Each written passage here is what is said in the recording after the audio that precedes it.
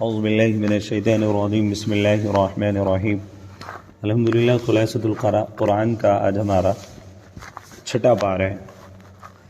اس آیت میں چھٹے پارے کے ابتدا میں اللہ تعالیٰ نے ارشاد فرمایا لا یحب اللہ الجہر بالسوء من القول الا من ظلم، کہ اگر کوئی شخص کسی پر ظلم کرتا ہے اور وہ ظالم کی کسی کو شکایت کرتا ہے یا عدالت میں چارہ جوئی کرتا ہے تو یہ عدل و انصاف ہے، جرائم اور ظلم کے بند ہونے کا سبب ہے۔ مظلوم کا آواز اٹھانا اور کسی کو شکایت کرنا غیبت بھی نہیں، لیکن اگر مظلوم صبر کرے اور معاف کر دے تو آخرت میں بڑا اجر ملے گا۔ لیکن اگر مظلوم کسی کے پاس اپنی شکایت لے کر کے جاتا ہے یا اپنی صدا بلند کرتا ہے، احتجاج کرتا ہے، پروٹیسٹ کرتا ہے حکومت کو اپنے مظلوم چہرہ دکھانے کے لیے، تو اس کے لیے روا ہے۔ اللہ کے نبی حضرت جناب رسول اللہ صلی اللہ علیہ وسلم کے زمانے میں کچھ لوگوں نے ایک عورت کو تنگ کرنا شروع کیا۔ حضور صلی اللہ علیہ وسلم نے اس سے کہا کہ آپ اپنا سامان گھر کا نکال کر روڈ پر بیٹھ جائیں جب تک کہ وہ آپ کا حق ادا نہ کریں۔ تو ظلم کے خلاف مظلوم اگر اپنی آواز بلند کرتا ہے یا شکایت کرتا ہے اس کو غیبت نہیں کہا جائے گا، اس لیے کہ وہ ظالم کو ظلم سے نجات حاصل کرنے کے لیے یہ تمام کارروائی عمل میں لاتا ہے۔ پھر اللہ تعالیٰ نے اسی پارے میں یہود کے دعوے کی تردید فرمائی۔ یہودیوں کا دعویٰ یہ تھا کہ ہم نے نعوذ باللہ حضرت عیسیٰ علیہ السلام کو سولی پر چڑھا دیا۔ اللہ تعالیٰ نے کہا وما قتلوا وما صلبوا ولکن شبہ لہم، کہ نہ تو تم نے ان کو قتل کیا نہ تم نے ان کو سولی پر چڑھایا، ہاں اللہ تبارک و تعالیٰ نے ان کے بارے میں تمہیں شبہ میں ڈال دیا۔ یہودیوں نے جب حضرت عیسیٰ علیہ السلام کو گرفتار کر کے جیل میں رکھا تو جیل کے باہر جو بندہ چوکی داری پر تھا اللہ تبارک و تعالیٰ نے اس کو حضرت عیسیٰ علیہ السلام کی شکل میں تبدیل کیا اور بررفعہ اللہ علیہ وکان اللہ عزیزا حکیما۔ حضرت عیسیٰ علیہ السلام کو زندہ اللہ تعالیٰ نے آسمان میں اٹھا لیا تھا، اور ان لوگوں نے جو باہر یہودی تھے انہوں نے اپنے ہی آدمی کو قتل کیا اور اس کو سولی پر چڑھایا اور شور یہ مچایا کہ ہم نے نعوذ باللہ حضرت عیسیٰ علیہ السلام کو قتل کر دیا، وہ سولی پر چڑھا دیا، حالانکہ نہ وہ حضرت عیسیٰ علیہ السلام کو قتل کر پائے نہ سولی دے پائے۔ اللہ تعالیٰ نے ان کو حضرت عیسیٰ علیہ السلام کے معاملے میں شبہ میں ڈال دیا۔ اہل سنت والجماعت کا عقیدہ یہ ہے کہ اللہ تعالیٰ نے ان کو زندہ آسمان پہ اٹھایا ہوا ہے۔ قرب قیامت اللہ تبارک و تعالیٰ حضرت عیسیٰ علیہ السلام کو دمشق کے سفید مینارے پر اتاریں گے، وہ دجال کا خاتمہ کریں گے اور پوری دنیا کے اندر اسلام کا بول بالا ہوگا۔ پھر اللہ تعالیٰ نے عیسائیوں کے عقیدہ تثلیث کی تردید فرمائی کہ وَلَا تَقُولُوا ثَلَاثَةٌ انتَهُوا خَيْرٌ لَكُمْ۔ نصارہ کے یہاں پر 3 فرقے تھے، ایک کہتا تھا کہ عیسیٰ علیہ السلام خود خدا ہے، دوسرا فرقہ کہتا تھا کہ عیسیٰ علیہ السلام اللہ تعالیٰ کے بیٹے ہیں، تیسرا کہتا تھا کہ 3 میں سے تیسرے ہیں، یعنی اللہ تعالیٰ، روح القدس اور عیسیٰ علیہ السلام، تینوں کا مجموعہ خدا ہے۔ یہاں ان کے عقیدہ تثلیث کے اللہ تعالیٰ نے تردید فرمائی کہ عیسیٰ علیہ السلام حضرت مریم علیہ السلام کے بطن مبارک سے پیدا شدہ بشر اور خدا کے سچے رسول ہیں۔ پھر اللہ تعالیٰ نے کلالہ کی میراث کا حکم اس پارے میں دیا، یستفتونک قل اللہ یفتیکم فی الکلالہ۔ کلالہ وہ ہوتا ہے جس کی اولاد اور والدین نہ ہوں۔ بات سمجھ میں آئی؟ کلالہ وہ ہوتا ہے جس کی اولاد اور والدین نہ ہوں۔ تجہیز و تکفین، قرض کی ادائیگی اور وصیت کے بعد کلالہ کی ایک بہن ہو تو اسے نصف، 2 یا زیادہ ہوں تو 2/3، بھائی ہو تو ساری وراثت، بہن بھائی دونوں ہوں تو مذکر کو مؤنث سے 2 گنا ملے گا۔ یہ اللہ تعالیٰ نے یعنی میراث کیسے تقسیم ہوگی کلالہ کے درمیان جب کلالہ کوئی آدمی ہو، اس کا یہاں پر تذکرہ فرمایا۔ تفصیل احکام پھر کسی موقع پر بتائے جائیں گے۔ سورۃ المائدہ شروع ہو جاتی ہے۔ مائدہ عربی میں دسترخوان کو کہتے ہیں۔ عیسیٰ علیہ السلام نے اللہ تعالیٰ سے دعا مانگی تھی یا اللہ مائدہ یعنی دسترخوان آسمان سے نازل فرما، اس لیے اس سورت کا نام سورۃ المائدہ ہے، جس کے معنی آتے دسترخوان۔ اس سورت میں اللہ تعالیٰ نے حلال اور حرام چیزوں کا تفصیل کے ساتھ ذکر کیا ہے۔ پھر آگے ہے عہد پورا کرنے کا حکم اللہ تعالیٰ نے اس پارے میں دیا، یا ایھا الذین آمنوا اوفوا بالعقود۔ اللہ تعالیٰ نے ایمان والوں کو حکم دیا کہ معاہدات کو ضرور پورا کرو۔ ان سے مراد وہ معاہدات ہیں جو اللہ تعالیٰ نے اپنے بندوں سے ایمان اور اطاعت کے متعلق لیے ہیں، یا مراد وہ معاہدات ہیں جو لوگ آپس میں ایک دوسرے سے کر لیا کرتے ہیں۔ کسی معاملے کو لے کر کے کوئی معاہدہ طے ہو گیا کہ ہم نے یہ کام اس طرح کرنا ہے یا ہم اس طرح نہیں کریں گے، اس کو معاہدہ کہتے ہیں۔ پھر اللہ تعالیٰ نے 9 چیزوں کی حرمت کا بیان کیا۔ حرمت علیکم المیتہ والدم ولحم الخنزیر وما اہل لغیر اللہ بھی، مردار، بہنے والا خون، خنزیر، وہ جانور جس پر غیر اللہ کا نام لیا گیا ہو، جو جانور گلا گھونٹ کر ہلاک کر دیا گیا ہو، جو سخت ضرب کے ذریعے سے ہلاک کیا گیا ہو، جو اوپر سے نیچے لڑکتا ہوا گر کر مر جائے، جو کسی کو ٹکر یا تصادم میں لڑتے ہوئے کسی میں ہلاک ہو گیا ہو، جیسے کسی درندے جانور نے پھاڑ دیا ہو اور وہ مر گیا، تو ان کا کھانا کیا ہے؟ حرام ہے۔ کیا ہے؟ بات سمجھ میں آ گئی ہوگی کون کون سے جانور حرام۔ نمبر 1، گلا گھونٹ کر اس کو ہلاک کر دیا گیا، ضرب یعنی کہ مار کر کے کوئی چیز ایسی ضرب لگائی اس کے سر کے اوپر جس سے وہ مر گیا، ہلاک ہو گیا، یا جانور اوپر سے گر گیا، یا کسی کے ساتھ دوسرے جانور کے لڑا تو وہ مر گیا، درندے جانور نے کسی جانور کو پھاڑ دیا، حلال جانور کو، اور اب وہ مر گیا، تو ان تمام صورتوں میں اس کا کھانا کیا ہے؟ حرام ہے۔ البتہ اضطرار کی حالت میں جب کہ جان کو خطرہ لاحق ہو، ان کا اتنی مقدار میں کھانا جس سے جان بچ جائے جائز ہے۔ پہلے 4 کے علاوہ اگر کسی جانور کو زندہ حالت میں پا کر ذبح کر دیا گیا تو وہ حلال ہو گیا، یعنی 4 چیزیں تو بالکل حرام ہے۔ حرمہ، مردار، بہنے والا خون، خنزیر، اور وہ جانور جو غیر اللہ کے نام پر ذبح کیا گیا۔ اس کے علاوہ جو یہ شکلیں بتائی گئی کہ کوئی جانور لڑ رہا تھا یا اوپر سے گر گیا لیکن ابھی اس کے اندر زندگی کی رمق باقی تھی، اس کے سان چل رہے تھے، اب کوئی بندہ آ کر کے ذبح کرتا ہے تو اس کو کیا ہو جائے گا؟ وہ جائز ہو جائے گا، اس میں کوئی حرج نہیں۔ ایسے ہی اگر کوئی آدمی بالکل مرنے کی حالت میں ہے کہ مرنے والا ہے، اگر کوئی حرام چیز استعمال نہیں تو اپنی زندگی بچانے کے لیے اتنی مقدار کے جس سے جان بچ جائے اس چیز کا استعمال کرنا جائز ہے۔ پھر تکمیل دین کا اللہ تعالیٰ نے اعلان فرمایا، الیوم اکملت لکم دینکم واتممت علیکم نعمتی ورضیت لکم الاسلام دینا۔ یہ قرآن کریم کے احکام کے اعتبار سے نازل ہونے والی آخری آیت ہے۔ اللہ تعالیٰ نے یوم عرفہ، میدان عرفات میں اعلان فرمایا کہ اللہ تعالیٰ نے اپنے نبی محمد صلی اللہ علیہ وسلم پر دین کو کامل فرما دیا۔ دین کے مکمل ہونے کا معنی یہ ہے کہ اللہ تعالیٰ نے کچھ مسائل قرآن کریم میں بیان فرمائے، کچھ احادیث میں، اور کچھ مسائل کے لیے قرآن و حدیث میں اصول بتا دیے جن کی روشنی میں باقی ماندہ مسائل کو نکالا جائے گا۔ ان مسائل کو نکال کر دینے کے لیے اللہ تعالیٰ نے امت کو فقہ عطا فرمائے ہیں۔ پھر اللہ تعالیٰ نے اہل کتاب کے ذبیحے کا حکم نازل فرمایا، وَطَعَامُ الَّذِينَ أُوتُوا الْكِتَابَ حِلٌّ لَكُمْ وَطَعَامُكُمْ حِلٌّ لَهُمْ۔ یہاں طعام سے مراد ذبیحہ ہے۔ اہل کتاب کا ذبیحہ مسلمانوں کے لیے حلال ہے اور مسلمانوں کا ذبیحہ اہل کتاب کے لیے حلال ہے۔ اہل کتاب سے مراد وہ لوگ ہیں جو کسی ایسی آسمانی کتاب پر ایمان رکھتے ہوں جس کی قرآن و سنت تصدیق کرتے ہوں، یعنی تورات، انجیل، زبور اور ابراہیم علیہ السلام، موسیٰ علیہ السلام کے صحیفے۔ لہٰذا یہود و نصارہ اہل کتاب ہیں، لیکن آج کے زمانے میں یہود و نصارہ جو ہیں وہ مکمل طریقے سے اہل کتاب نہیں ہیں۔ بہت زیادہ ان کے اندر انتشار اور بہت زیادہ اختلافات پائے جاتے ہیں، اور انہوں نے جو عقیدے اپنے گھڑ لیے ہیں، تو بہت کم شاذ و نادر جن کو اہل کتاب کہا جائے گا، بہت کم آج کل دنیا میں ملیں گے۔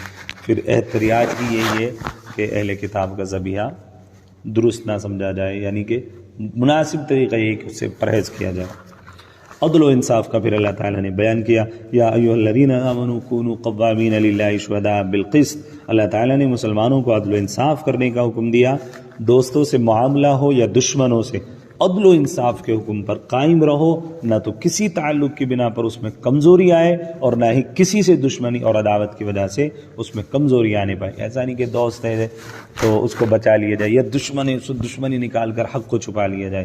انصاف کا ترازو آدمی کو صحیح سامنے رکھ کر قائم رکھنا چاہیے کہ دوست ہو یا دشمن، عدل ہے، انصاف ہے۔ پھر اللہ تعالیٰ نے یہود و نصارہ کی دعوے کی پھر تجدید فرمائی، وقالت الیہود والنصارى نحن ابناء اللہ واحباہ۔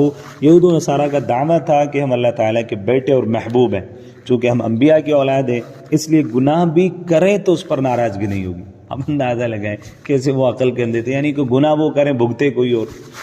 ان کے اس دعوے کو باطل کرنے کے لیے نبی اکرم صلی اللہ علیہ وسلم کو خطاب کیا کہ آپ ان سے پوچھیں اچھا پھر تم بتاؤ اللہ تمہیں آخرت میں عذاب کیوں دیں گے؟ سورہ بقرہ میں یہود کا قول مذکور ہے کہ اگر ہمیں عذاب ہوا بھی تو گنتی کے چند دن ہوں گے۔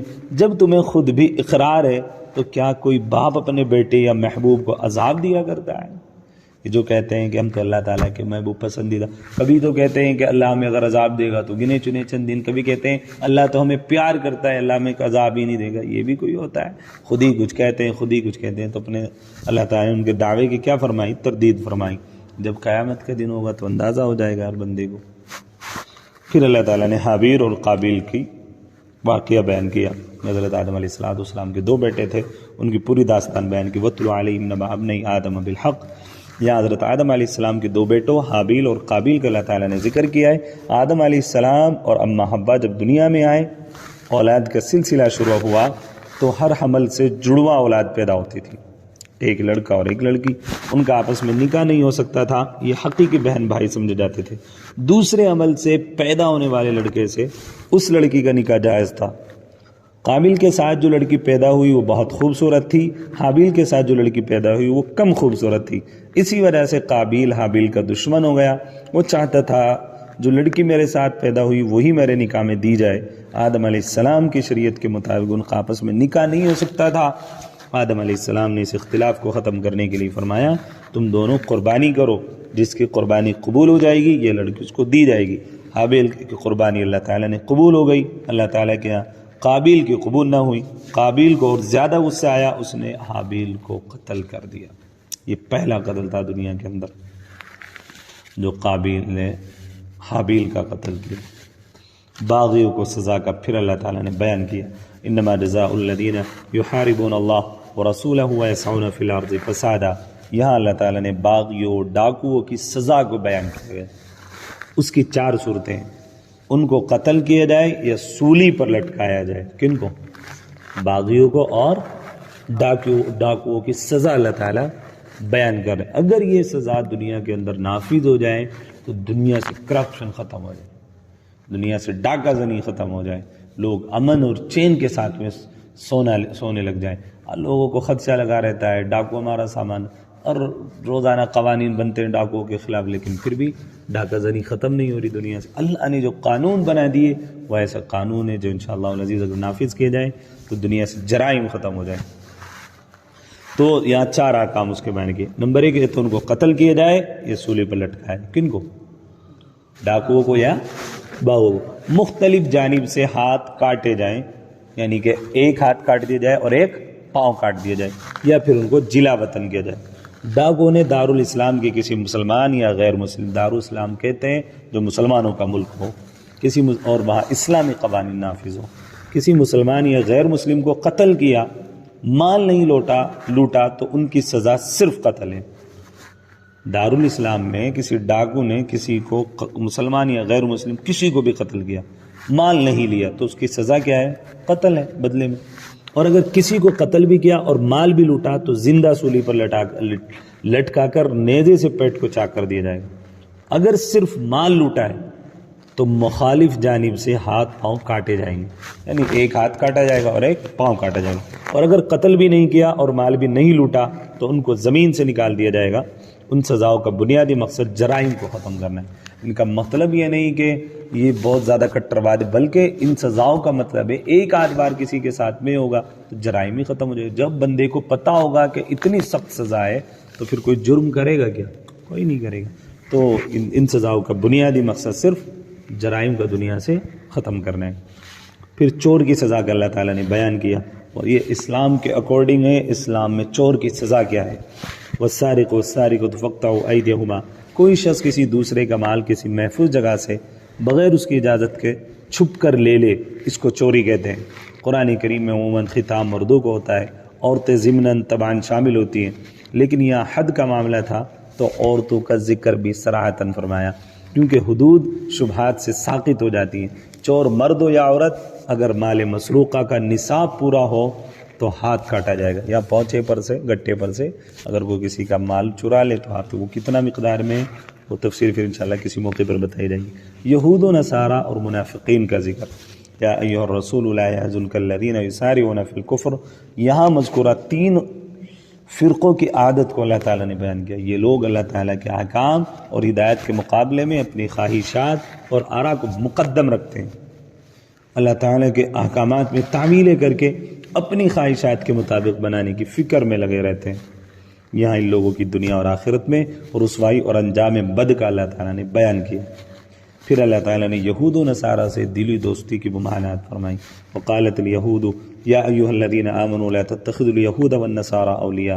یہود و نصارہ سے دلی دوستی رکھنے سے اللہ تعالیٰ نے منع کر دیا کہ یہ تمہارے ساتھ مخلص نہیں، ان سے دوستی رکھنے میں نقصانات ہیں، اس لیے تمہارا یارانہ صرف مسلمانوں سے ہونا چاہیے. اور یہی دستور یہود و نصارہ کا بھی ہے کہ وہ اپنی قوم کے علاوہ کسی اور سے دلی دوستی نہیں رکھ کرتے. اب اگر اس قرآنی حکم کے باوجود بھی کوئی مسلمان یہود و نصارہ سے دلی دوستی کرے گا تو وہ اس قوم کا فرد کہلانے کے قابل ہے، تو وہ اسی قوم کے. جب ان کے ساتھ میں دلی تعلقات رکھتا ہے تو اپنی قوم کو نقصان لازم سی باتیں پہنچائے گی. پھر مرتدین اور مخلصین کا اللہ تعالیٰ نے ذکر کیا. یا ایھا الذین آمنوا من یرتد منکم عن دینہ فسوف یأتی اللہ بقوم یحبهم ویحبونہ. اگر مسلمانوں میں کچھ لوگ مرتد بھی ہو جائیں تو دین اسلام کو کوئی نقصان نہیں پہنچے گا. کوئی یوں سوچے کہ میں مرتد ہو جاؤں گا میری وجہ سے اسلام کو کوئی نقصان نہیں پہنچے گا، کیونکہ اللہ تعالیٰ تمہارے محتاج نہیں. اگر تم اللہ تعالیٰ کے دین کو سنبھالو گے تو یہ تمہاری دنیا و آخرت کے لیے اچھا ہوگا. اور اگر تم خدا کے مقابلے میں اپنی مرضی چلاؤ گے اور خدا کے دین کی حفاظت اور دعوت و تبلیغ کی خدمت انجام نہیں دو گے تو اللہ تعالیٰ تمہاری جگہ کسی دوسری جماعت کو لے آئیں گے جو اخلاق و اعمال میں اعلیٰ ہوگی. پھر اللہ تعالیٰ ان نئے لوگوں سے پیار کریں گے اور وہ اللہ تعالیٰ سے پیار کریں گے. اللہ تعالیٰ کے راستے میں وہ لوگ جد و جہد کریں گے اور کسی ملامت کرنے والے کی ملامت سے بالکل بھی نہیں ڈریں گے. اللہ نے قرآن میں کہا تم اگر یہ سمجھتے ہو کہ ہماری وجہ سے دین اسلام چل رہا ہے، ایسا کچھ بھی نہیں ہے. اگر تم مرتد ہو جاؤ اللہ کی شان میں کوئی فرق نہیں آ سکتا، دین اسلام کو چھوڑ دو تو کوئی فرق نہیں آ سکتا. اللہ تمہاری جگہ دوسری قوم کو لا کر کے کھڑا کر دے گا، وہ دین کا کام سنبھال لے گی. پھر اللہ تعالیٰ ان سے محبت کرے گا اور وہ اللہ سے محبت کرے گی. پھر اللہ تعالیٰ نے تبلیغ دین کی تاکید فرمائی رسول اللہ صلی اللہ علیہ وسلم کو. یا ایھا الرسول بلغ ما انزل الیک من ربک. نبی اکرم صلی اللہ علیہ وسلم کو تبلیغ کی تاکید کی جا رہی ہے اور ساتھ ساتھ تسلی بھی دی جا رہی ہے کہ جو کچھ آپ پر نازل کیا جائے وہ سب بغیر کسی جھجک اور روک ٹوک کے لوگوں کو پہنچا دے. کوئی برا مانے یا بھلا، مخالفت کرے یا قبول کرے، آپ کسی کی پرواہ نہ کریں. اور تسلی بھی دی کہ تبلیغ دین میں آپ کا یہ لوگ جو آپ کے مخالف ہیں کچھ نہیں بگاڑ سکیں گے. یہی وجہ ہے کہ رسول اللہ صلی اللہ علیہ وسلم نے پوری زندگی اس فریضے کی ادائیگی میں اپنی پوری ہمت اور قوت صرف فرمائی. اللہ تعالیٰ نے کہا تمہارا کام پہنچانا ہے. یہود، مشرکین، نصارہ سب نے اللہ کے نبی صلی اللہ علیہ وسلم سے دشمنی کی اور اللہ نے اس کو بیان کیا. لَتَجِدَنَّ أَشَدَّ النَّاسِ عَدَاوَةً لِلَّذِينَ آمَنُوا الْيَهُودَ وَالَّذِينَ أَشْرَكُوا وَلَتَجِدَنَّهُمْ أَقْرَبَهُمْ مَوَدَّةً لِلَّذِينَ آمَنُوا الَّذِينَ قَالُوا إِنَّا نَصَارَىٰ. آخر میں ایک بات یہ بھی فرمائی، دیکھو تمہارے دشمن یہود بھی ہیں، مشرکین بھی ہیں، نصارہ بھی ہیں، تینوں تمہارے مخالف، لیکن ان تینوں میں سے یہود و مشرکین مسلمانوں کے ساتھ نفرت، دشمنی اور کینہ زیادہ رکھتے ہیں. اللہ نے قرآن میں ساری چیزیں بیان کی کہ یہ لوگ مسلمانوں کے ساتھ نفرت، دشمنی، کینہ زیادہ رکھتے ہیں اور عیسائی یہودیوں کی نسبت نرم دل ہیں. اللہ تعالیٰ کی بات ہر حق ہے، جو فرمایا 100% درست ہے. جب یہود اور نصارہ ہمارے دشمن ہیں تو ہمیں بھی اس بات کا اہتمام کرنا چاہیے کہ ہمیں بھی کم سے کم ہوشیاری کے ساتھ میں زندگی گزارنی چاہیے. اللہ تعالیٰ نے اپنے پیغمبر صلی اللہ علیہ وسلم کو قرآن کریم میں سورۃ البقرہ میں فرمایا تھا وَلَن تَرْضَىٰ عَنْكَ الْيَهُودُ وَلَا النَّصَارَىٰ حَتَّىٰ تَتَّبِعَ مِلَّتَهُمْ، کہ آپ ان کے ساتھ میں کتنے اٹھیں بیٹھیں، ان کی باتوں کو مانیں، یہ لوگ آپ سے راضی نہیں ہو سکتے حَتَّىٰ تَتَّبِعَ مِلَّتَهُمْ، یہاں تک کہ تمہیں اپنی ملت میں نہ لوٹا لیں. اور اللہ تعالیٰ نے صاف بیان کر دیا کہ ان کے نقش قدم پر نہیں چلنا، ان کے بتائے ہوئے طریقے پر نہیں چلنا. اب ہماری ذمہ داری بنتی ہے. اس پارے کا خلاصہ یہ ہے اللہ تعالیٰ ہمیں رسول اللہ صلی اللہ علیہ وسلم کا سچا امتی بنائے، شریعت کے مطابق زندگی گزارنے کی اللہ تعالیٰ ہم سب کو توفیق نصیب فرمائے. وآخر دعوانا ان الحمد للہ رب العالمین.